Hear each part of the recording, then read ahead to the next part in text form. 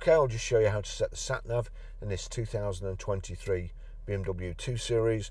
So, system switched on, click Nav, search, and then we go with Grosvenor Garage, Blackburn Road, Higher Walton, PR, and then we need to get to numbers, so we take it round here to there, more characters. It's on numbers now, 5, 4, and then we need to go back to E, A,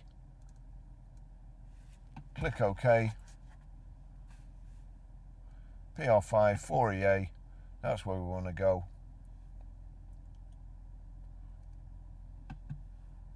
And put the screen on. That's it. That's how you do it.